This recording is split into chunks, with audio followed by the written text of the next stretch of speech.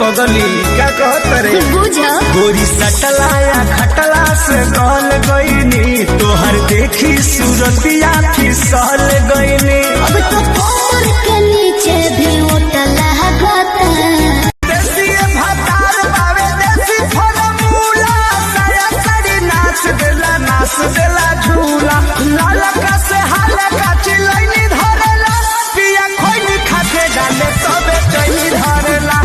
सुनिए कल्लू जी, पिछली बार भी समझाए थे जहाँ सैया जी का खजाना है